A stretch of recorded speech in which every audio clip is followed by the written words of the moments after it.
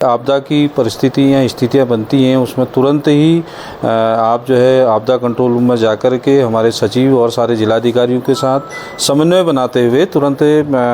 उस स्थल में पहुंचते हैं। माननीय मुख्यमंत्री जी आपने देखा थराली में, दराली में और लगातार यहाँ बागेश्वर में भी अभी परसों कपकोट में भी आए थे।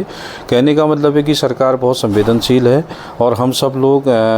जो आपदाग्रस्त क्षेत्र है उन लोगों के साथ पूरी ईमानदारी और तन्मयता के साथ खड़े हैं। प्रदेश के जहाँ जहाँ पर भी ये स्थितियाँ बनी उन सब जगहों पर हम लोगों का जाना भी लगभग हुआ है और मैं उस नाते मैं भी आया था कल कपकोट मुझे जाना है। दूसरा विषय क्या है, अभी बहुत सारा जो प्रदेश के अंदर कहा जाता है कि अवैध खनन हो रहा है या इधर चोरी हो रही है खनन में, मैं उस विषय को लेकर के भी एक गंभीरता से उसमें मेरा ये कहना है कि माननीय मुख्यमंत्री जी के जो खनन नीति है उस नीति के कारण पूरे प्रदेश में आज पहली बार जो राजस्व हुआ 1100 करोड़ के आसपास उसका खनन का राजस्व प्राप्त हुआ।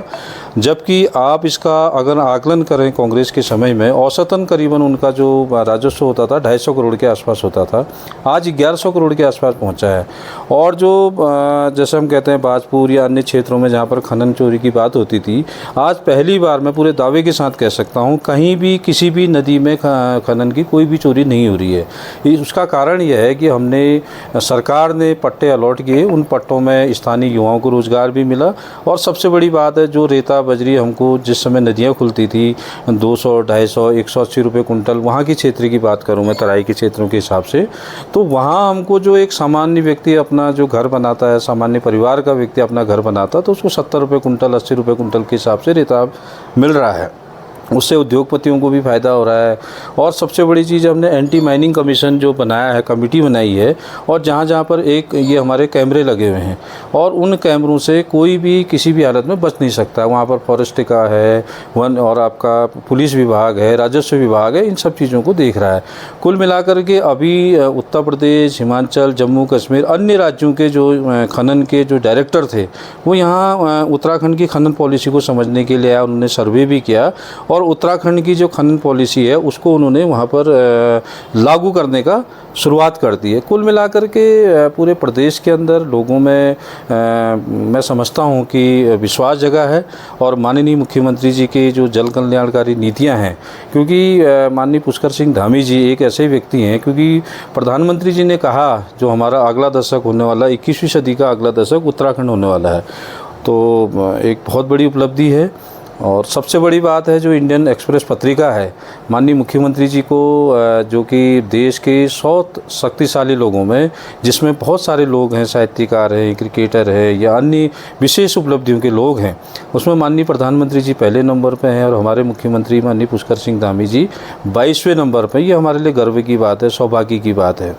बाकी प्रदेश के अंदर यूसीसी लागू करने वाला पहला राज्य, नकल विरोधी कानून लागू करने वाला राज्य, युवाओं के रोज़गार की बात करने वाला राज्य और सबसे बड़ी बात है कि महिलाओं की सुरक्षा, स्वावलंबन और स्वाभिमान की बात करने वाला पहला राज्य। आंदोलनकारियों को 30% आंदोलन जो 36 आरक्षण दिया वो भारतीय जनता पार्टी की सरकार में माननीय मुख्यमंत्री जी के नेतृत्व में हुआ।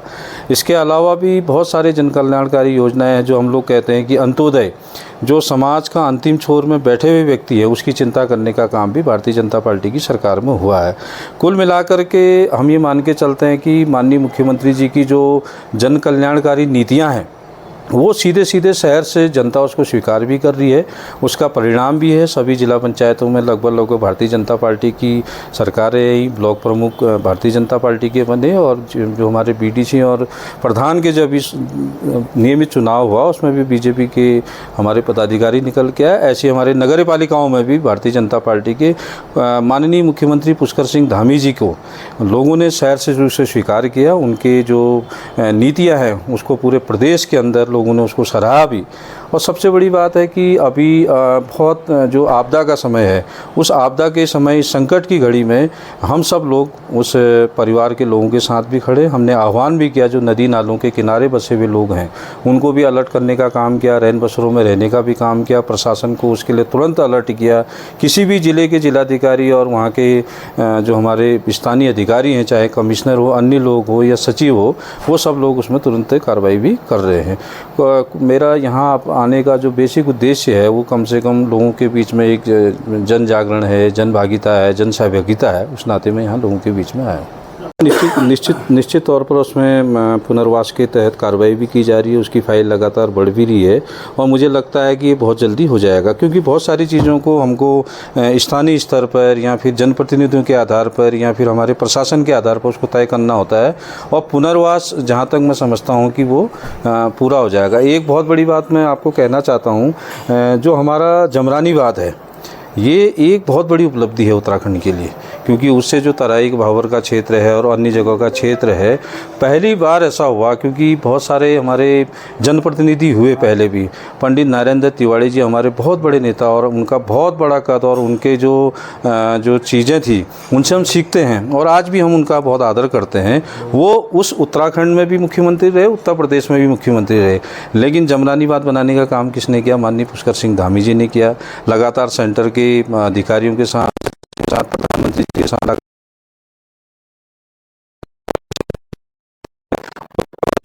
MOU साइन करने का काम किया। तो जमरानी बात जो पिछले 50 सालों से लगातार एक मतलब जो नहीं बन पा रहा था, आज जमरानी बात बनने जा रहा है। ये हमारी सरकार की बहुत बड़ी उपलब्धि है। देखिए, इसमें हमने प्रयास भी किया, उसमें कोशिश भी की है और माननीय मुख्यमंत्री जी, मैं अपने विभाग की बात करूं, मैंने उनसे निवेदन भी किया था, उसमें कार्यक्रम भी वो शायद बहुत जल्दी जारी करने वाले हैं, करेंगे, क्योंकि ये बेसिक विषय आता है पलायन का मुख्य कारण हम लोग कहते हैं कि बंदर हैं या फिर हमारे जो सुअर हैं, तो जंगली सुअर भी हो गया सर। उसको वो जो हैं ये नुकसान करते हैं।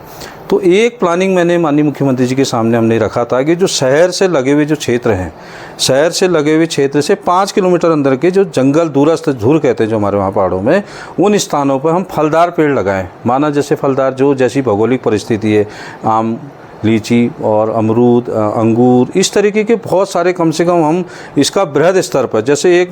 एक जंगल में हम मान के चलते हैं कि कम से कम नी भी लगाएं 1 लाख पेड़ अगर हम लगाएंगे तो स्वाभाविक रूप से उसको समय लगेगा। उसमें रोज़गार किसको मिलेगा? ग्राम प्रहरी को मिलेगा, यहाँ के नौजवानों को रोज़गार मिलेगा, महिलाओं को रोज़गार मिलेगा। शुरू के समय में जब वो सब चीज़ें होंगी, उसको संरक्षित करने का काम में लगभग 5 एक साल, जंगल में तो पौधा खुद स्वयं हो जाता है। जब वो फलदार पेड़ अगर जंगलों में लग जाएंगे, मैं गारंटी लेता हूँ निश्चित तौर पर वो नीचे नहीं आएंगे।